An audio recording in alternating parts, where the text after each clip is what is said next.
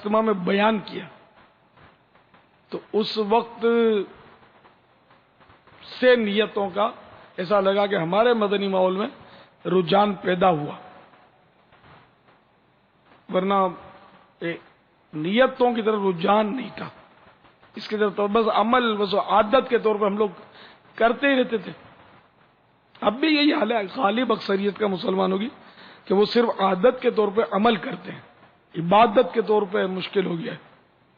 جیسے میں مثال دیتا ہوں کہ آپ چپل پہنتے ہیں، ٹھیک ہے، آپ کی وہ عادت ہے، پہلے پتہ بھی چلا تھا کہ سنت ہے، اس لیے سیدھے پاؤں سے پہننے کی آپ نے عادت بنا لی کہ پہننا سیدھے پاؤں میں، اتارنا الٹے پاؤں میں، لیکن ہر بار پہننے وقت نیت کرنی پڑے گی نا، نیت نہیں ہوگی تو پھر یہ عبادت نہیں بنے گی، عادت رہ جائے گی، ثواب نہیں ملے گا سیدھے پاؤں سے پہننے کا۔ پھر مرضی ہے سیدھے پاؤں سے پہنے الٹے پاؤں سے پہنے ایک بات ہے۔ تو اس طرح کپڑے پہنتے وقت نیت ہو کہ میں سیدھے ہاتھ میں آستین داخل کروں گا، بعد میں الٹے ہاتھ میں داخل کروں گا، تو اس طرح نیتیں کریں گے کہ یہ اس لیے کریں گے کہ یہ سنت ہے اور نیت ثواب کے لیے کی جائیں، لیکن اس کا بھی پتہ نہیں ہوتا۔ امامہ باندھتے ہیں لیکن یہ نیت نہیں ہوتی کہ ہم سنت ادا کر رہے ہیں، عموماً قبلہ رو بیٹھے ہیں تو بیٹھے ہیں، توجہ نہیں ہوتی ہم کیوں بیٹھے ہیں۔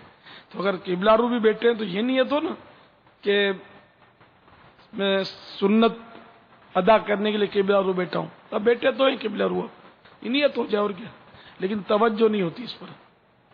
میں بیان کر رہا ہوں، معلم کا ایک سمجھو اس وقت میرا رول اگر لے لیا جائے تو میرے لیے سنت ہے کہ میری پیٹھ قبلے کی طرف ہو، تو نیت ہوگی تو مجھے ثواب ملے گا کہ یہ سنت ہے۔ میرے آقا بھی خطبہ دیتے وقت اور اس طرح ارشادات فرماتے وقت قبلے کی طرف رخ بارہا ثابت ہے، قبلے کی طرف پیٹھ، اس کو استدبار قبلہ بولتے ہیں، اور قبلے کی طرف رخ کرنے کو بولتے ہیں استقبال قبلہ۔ استقبال تو آسان ہے، یہ اپنے جو ویلکم کرتے ہیں استقبال قبلہ، اور پیٹھ کرنے کو بولیں گے استدبار قبلہ، دال ہے اس میں، استدبار قبلہ یعنی پیٹھ کرنا۔ تو استدبار قبلہ اس وقت میرے لیے سنت ہے، میں یہ سنت عرض کر رہا ہوں آپ کو۔ تو یہ نیتیں ہوں گی تو ثواب، نہیں تو ورنہ وہ اپنی سہولت سے جس طرح بیٹھ گئے۔ چٹائی پر سوتے بھی جو ہیں تو ہر بار نیت کرنی ہو نا، میں چٹائی پر سنت کے اتباع میں سوتا ہوں تو ثواب ملے گا۔ قوت القلوب جو کہ سیدنا ابو طالب المکی رحمت اللہ تعالی علیہ کی ہے، یہ اعلیٰ حضرت نے ان کو مجتہد قرار دیا کہ مجتہد تھے، یہ بہت بڑے عالم تھے، بہت پرانے ہیں، امام غزالی رحمت اللہ علیہ سے بھی پہلے گئے، امام غزالی نے بھی ان سے استفادہ کیا ہے قوت القلوب سے۔ تو انہوں نے کسی بزرگ کا لکھا ہے کہ ایک بزرگ سے ان کے بچوں کی امی نے غالباً عرض کی کہ مجھے کنگھی ذرا دے دیجیے، تو انہوں نے کنگھی پکڑ کے کھڑے ہو گئے، فرمایا ٹھہرو میں پہلے نیتیں کر لوں، تو نیتیں کرنے کے بعد وہ کنگھی گویا دی۔ تو اس سے یہ بھی سمجھ میں آتا ہے کہ کوئی کام کیا تو اب اس میں تھوڑا ٹھہر جائے، ہماری عادت تو ٹھہرنے کی ہے نہیں نا، تو چوکے چھکے لگانے کی عادت ہے کہ فوراً سے پیشتر جو ہے وہ کام بن جائے، نوالا منہ میں جائے تو بس پیٹ میں چلا جائے، رکے نہیں منہ میں۔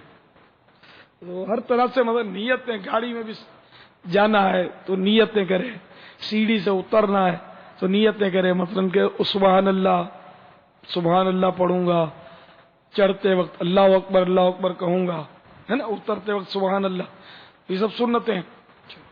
گاڑی میں سوار ہوتے وقت نیتیں کرنے کے لیے تھوڑا رکے، یا گاڑی کی طرف بڑھ رہا ہے تو اس دوران نیتیں بھی کرتا جائے کہ بسم اللہ والحمد للہ پڑھوں گا، سواری کی دعا پڑھوں گا، کفر سے توبہ کر لوں گا، گناہ سے توبہ کر لوں گا کہ پتہ نہیں حادثہ ہو گیا مر گیا تو اس طرح کچھ نہ کچھ نیتیں کر لے۔ اگر بیٹھ بھی گیا تب بھی دعا پڑھنے سے پہلے نیت کر لے کہ میں یہ حصول ثواب کے لیے دعا پڑھ رہا ہوں، خالی عادتاً پڑھ لیں گے تو ثواب نہیں ملے گا، نیت۔ اس لیے وہ نیت کا ذہن بنانا بہت ضروری ہے. ہر کام کے لیے یہاں بیٹھیں تو نیت، کسی سے سوال کیا، عالم سے سوال کیا مثلا، تو یہ نیت کہ فاسألوا اہل الذکر ان کنتم لا تعلمون کا امتثال امر کروں گا. یعنی یہ آیت کریمہ کہ جس میں کہا گیا کہ تم نہیں جانتے تو جاننے والوں سے پوچھو، تو اس آیت قرآنی پر عمل کرتے ہوئے میں پوچھ رہا ہوں. یہ ذہن میں ہو، چلو الفاظ شرط نہیں ہے کہ یہ قرآنی آیت جس میں یہ کہا گیا، چلو آیت یاد نہیں کوئی بات نہیں، کہ نہیں جانتے تو جاننے والوں سے پوچھو، تو میں اس لیے پوچھ رہا ہوں. تو یہ جاننے والوں سے مراد اہل ذکر سے مراد علماء ہیں. تو کسی عالم دین سے پوچھے تو یہ نیت کر لے کہ میں اس لیے پوچھ رہا ہوں کہ حکم قرآنی پر عمل ہو جائے. جواب دینے والا بھی ثواب کی نیت کرے. تو قدم قدم قدم قدم پر نیتیں، تو ثواب ملتا رہے گا. ورنہ قیامت کا حساب بہت بھاری ہے، وہ کوئی دے نہیں پائے گا. تو نیت نے کرنے سے مباح کام، یعنی جائز ناجائز، جیسے کہ ابھی پانی پینا ہے، ابھی روزہ ہے لیکن جنرلی کہ پانی پینا ہے، پانی پینا مباح ہے. اب نیت کر لی کہ پانی کے ذریعے میں عبادت پر قوت حاصل کروں گا، تو اب مباح نہ رہا، اب ثواب کا کام ہو گیا کہ پانی پینے سے عبادت پر قوت حاصل ہوتی ہے. ابھی کیسے دیکھو آواز صاف نہیں نکل رہی نا میری، ابھی پانی پی لوں میں تو آواز صحیح ہو جائے گی، قوت آ جائے گی. تو ابھی روزہ، اس لیے پانی پینا حرام ہے روزے میں بلا اجازت شرعی. ایسی کوئی صورت آ جائے کہ جان پر بن جائے اور وہ اجازت ہو جائے وہ الگ بات ہے، فی الحال ایسی صورت نہیں ہے، اس لیے پانی نہیں پی سکتے.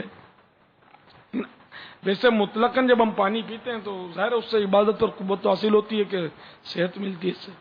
پانی پینا چھوڑ دے تو آدمی مر جائے گا. تو ہمیں تو ہر صورت میں عبادت پر نظر رکھنی ہے. پھل کھا رہے ہیں تو عبادت اور قوت حاصل کر رہا ہوں. پھل بھی اپنی جگہ پر فوائد تو رکھتے ہیں نا. افطار کرتے وقت بھی عبادت پر قوت حاصل کرنے کی بھی نیت ہو سکتی ہے، ادائے سنت کی بھی نیت ہو سکتی ہے. کیونکہ پانی پینے کے بعد عصر کی نماز میں جو تھکان اور جو سستی ہوتی ہے، مغرب میں ہم چونکہ پانی پی چکے ہوتے ہیں ہمت آ جاتی ہے. تو پانی بھی اللہ کی نعمت ہے، تو اس میں بھی اچھی اچھی نیتیں کی جا سکتی ہیں. بسم اللہ پڑھ کے پیوں گا، دیکھ کر پیوں گا، 3 سانس میں پیوں گا، اور آخر میں حمد، اللہ کی حمد کروں گا، الحمدللہ کہہ لوں گا. روزہ افطار کرتے وقت یہ بھی نیت کی جا سکتی ہے کہ میں افطار کرنے کے بعد دعا پڑھوں گا، دعا کروں گا.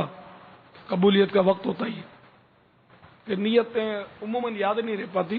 اکا دکا جو نیت مستحضر ہو، ذہن میں حاضر ہو جائے وہی کر لے. کر ضرور لے، کچھ نہ کچھ ایک آدھ نیت تو کر ہی لے،